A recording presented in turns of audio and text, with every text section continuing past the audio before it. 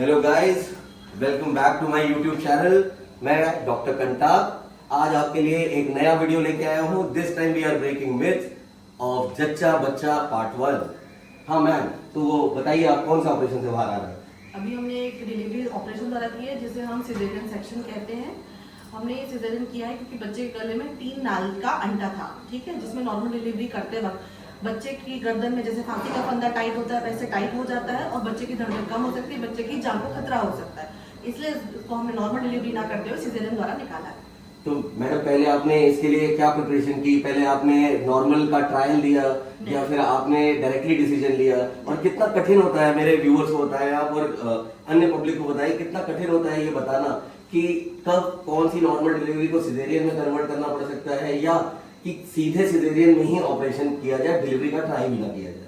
देखिए, ये decision completely doctor का होता है कि बच्चा जो होता है उसका सिर हड्डी के अंदर गया है कि नहीं, वो नीचे से निकल सकता है कि नहीं, ये क्लिनिशियन ही बता सकता है। कोई बता ही नहीं सकता, दाई या वाई या फिर सोनोग्राफी जो कहते हैं, हमको सोनोग्राफी के डॉक्टर ने कहा था कि नॉर्मल डिलीवरी हो जाएगी, ठीक है। दूसरी चीज रहती है कि अगर बच्चे का सिर अंदर नहीं गया, जैसे कि 3 अंटे अगर टाइट है तो बच्चे के सिर को ऊपर ही रखते हैं, जिसमें कोई चांस नहीं है नॉर्मल डिलीवरी का। इसमें ट्रायल देना बिल्कुल ही हानिकारक है बच्चे के लिए, बच्चे की जान जा सकती है। इसमें हम समय व्यर्थ कर रहे हैं। बच्चा अगर लैट्रिन छोड़ देगा, कल को पी लेगा तो बच्चा अननेसेसरी आईसीयू में जाएगा, जो हम पहले से जानते हैं, जिसकी हमको जरूरत ही नहीं है करने की।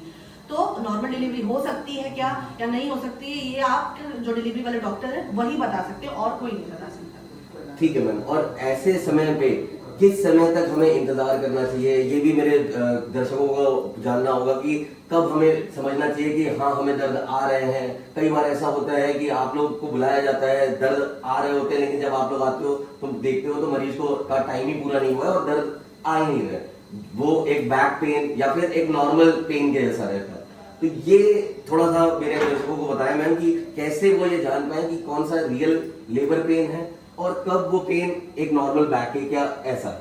देखिए, हमेशा पहली डिलीवरी में मरीज को अक्सर हल्के दर्द आते हैं, जिसमें मरीज को नीचे का भारीपन लगता है, बाथरूम बार बार आती है और कमर में दर्द होता है। वो एक नॉर्मल प्रोसेस है। जब बच्चा पेल्विस बोन में अंदर जाता है तो ऐसे दर्द आते हैं, वो दर्द जरूरी है, तभी बच्चा अंदर जा सकता है। उसको कई बार मरीज लेबर समझता है, जिसको फॉल्स लेबर पेन कहते हैं। ऐसे में हम एक मेडिसिन होती है सिंपल दर्द कम करने की, वो दे देते हैं। उससे अगर दर्द बंद होगा तो डेफिनेटली वो लेबर पेन्स नहीं है। और अगर कोई लेबर पेन्स को किसी भी मेडिसिन से आप रोका नहीं जा सकता। तो जब भी मरीज को वही दर्द तेज हर 5 से 10 मिनट में आने लग जाते हैं, उनको लेबर पेन्स कहते हैं, और जो मेडिसिन से बंद ना हो। अभी ऑपरेशन सब अच्छे से हो गया मैडम, और बच्चा भी ठीक है, माँ भी ठीक है, ठीक है। आगे इसके बाद क्या प्रिकॉशंस लेने चाहिए, एक सिजेरियन के बाद और एक नॉर्मल डिलीवरी के बाद? देखिए, नॉर्मल डिलीवरी में यूजुअली हम आधे घंटे बाद 1 घंटे बाद ब्रेस्ट फीडिंग स्टार्ट कर देते हैं, जो कि सिजेरियन में पॉसिबल नहीं है क्योंकि मरीज हिल नहीं सकता, जो कि हम यूजुअली 6 से 12 एनेस्थीसिया में रहता है, उसको सुन किया जाता है, सुन भी किया जाता है और पेन भी काफी रहता है। उतना पॉसिबल है 6 घंटे बाद एनेस्थीसिया का असर तो चला जाता है, लेकिन पेन में इतना मरीज तुरंत नहीं हिल सकता है, ठीक है। तो 12 घंटे बाद ब्रेस्ट फीडिंग स्टार्ट करी रहती है।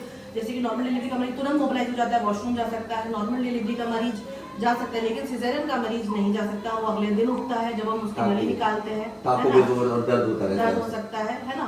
बाकी ये है कि घर जाते वक्त थोड़ा रेस्ट ज्यादा करना पड़ता है। सिजेरियन के मरीज को लगभग 10 दिन, नॉर्मल डिलीवरी के मरीज को उतना रेस्ट नहीं लगता है, लेकिन प्रिकॉशन दोनों में सेम लेने। कोई भारी सामान नहीं उठाना है, झटके से उठना नहीं है, बच्चे को झटके से उठाना नहीं है, क्योंकि आपकी तकलीफ अंदर तो हो ही सकती है। और दूसरा ये बताना चाहूँ मेरे दर्शकों को बताइए मैम कि अगर एक ऑपरेशन द्वारा बच्चा पैदा हुआ है और एक नॉर्मल डिलीवरी द्वारा बच्चा पैदा हुआ है, तो उसमें ब्रेस्ट फीडिंग या फिर बच्चे के न्यूट्रिशन या फिर उसके पोषण में कोई फर्क पड़ता है क्या? जैसा आपने कहा कि माँ को दर्द हो रहा होता है तो वो उठ नहीं सकती, बैठ नहीं सकती, टाकों पे जोर पड़ सकता है, तो उससे कोई फर्क पड़ता है दूध पिलाने या उसमें, या नहीं पड़ता है? फर्क पड़ता है शुरू के कुछ घंटों में, क्योंकि जब मरीज एक नॉर्मल लेबर में जाता है तो एक हार्मोन रिलीज होता है ऑक्सीटोसिन।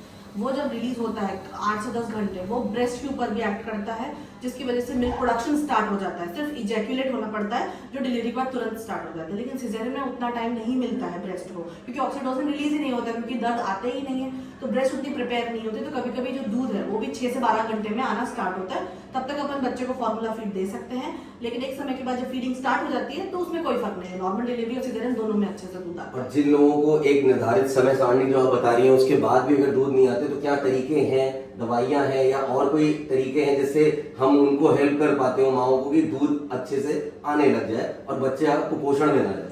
सबसे जरूरी है माँ का न्यूट्रिशन। माँ को अच्छे से पानी पीना चाहिए, जो कि एक बहुत बड़ा मिथ है कि कम पानी दो पेट फूल जाता है। ये लगभग हर मरीज से सुनने को मिलता है कि उनके घर वाले उनको पानी नहीं देते, पानी पीने से पेट फूल जाता है, जो कि बिल्कुल गलत है।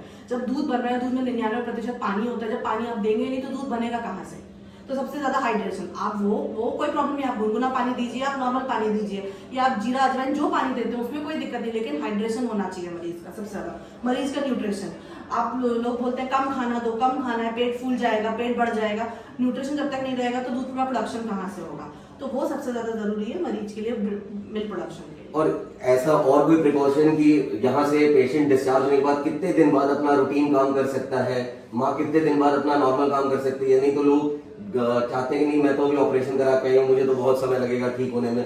ऐसा भी कुछ नॉर्मल डिलीवरी और ऑपरेशन लेकिन हाँ, मरीज को आराम की जरूरत है। वो भारी सामान नहीं कर सकती, लेकिन अपना काम कर सकती है। चलना फिरना, वॉशरूम जाना, नहाना, अपना खाना वगैरह लेना, इतना तो वॉकिंग करना ही चाहिए। वो मरीज के लिए जरूरी है, क्योंकि प्रेगनेंसी हाइपरकोएगुलेशन स्टेट होती है, जिसमें खून का थक्का जमने, हाइपरकोएगुलेशन मतलब हमारे खून का थक्का थोड़ा जल्दी जम सकता है। जिस कंडीशन में वो इसलिए करते हैं ताकि जब डिलीवरी के दौरान ब्लीडिंग होती है उसको रोकने के लिए, मतलब गाढ़ा हो जाता है, गाढ़ा हो जाता है। ठीक है, तो अगर मरीज चलेगा फिरेगा नहीं तो पैर की नसों में कहीं पर भी खून का थक्का जल्दी जम सकता है। तो डिलीवरी के बाद हमेशा मरीज को थोड़ा सा एक्टिव रहना चाहिए। बाकी अपने हिसाब से जितना उसको तकलीफ है उस हिसाब से चले, लेकिन ऐसा नहीं है कि बेड रिडन हो जाना है 15 दिन के लिए, ऐसा बिल्कुल भी नहीं करना। बहुत बहुत धन्यवाद मैम आपका। ऐसे ही हम दोस्तों इंटरेस्टिंग वीडियोस में आपके पास लाता रहूंगा। आपका अपना doctor Kantap. Please like share and subscribe my channel. और ये था पार्ट 1, आगे हम और ऐसे ही मिथ्स तोड़ते रहेंगे। Thank you.